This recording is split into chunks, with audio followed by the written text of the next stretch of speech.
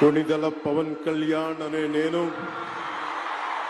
శాసనం ద్వారా నిర్మితమైన భారత రాజ్యాంగం పట్ల నిజమైన విశ్వాసం విధేయత చూపుతానని భారతదేశ సార్వభౌమాధికారాన్ని సమగ్రతని కాపాడుతానని ఆంధ్రప్రదేశ్ రాష్ట్ర మంత్రిగా నా కర్తవ్యాలను శ్రద్ధతో అంతఃకరణ శుద్ధితో నిర్వహిస్తానని భయం గాని పక్షపాతం గాని రాగద్వేషాలు గాని లేకుండా రాజ్యాంగాన్ని శాసనాలని అనుసరించి ప్రజలందరికీ న్యాయం చేకూరుస్తానని దైవ సాక్షిగా ప్రమాణం చేస్తున్నాను.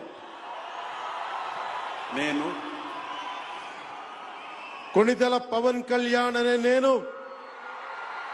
ఆంధ్రప్రదేశ్ రాష్ట్ర మంత్రిగా నా పరిశీలనకు వచ్చిన లేదా నాకు తెలియవచ్చిన ఏ విషయాన్ని నా కర్తవ్యాలను సక్రమంగా నిర్వహించేందుకు అవసరమైన మేరకు తప్ప ప్రత్యక్షంగా గాని పరోక్షంగా గాని ఏ వ్యక్తికి లేదా వ్యక్తులకి తెలియపరచనని లేదా వెల్లడించనని దైవ సాక్షిగా ప్రమాణం చేస్తున్నాను.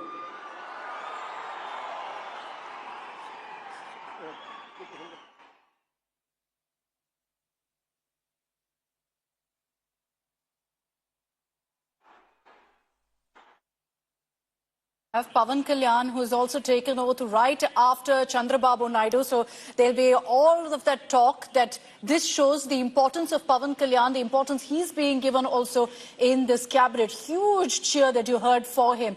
And that shows you the popularity of the power star, the power politician. There you have Pavan Kalyan seeking the blessings of Prime Minister Modi. He's spoken repeatedly. And I remember a conversation that I had with him where Pavan Kalyan said that he looks at Prime Minister Modi as his guru, as his elder brother.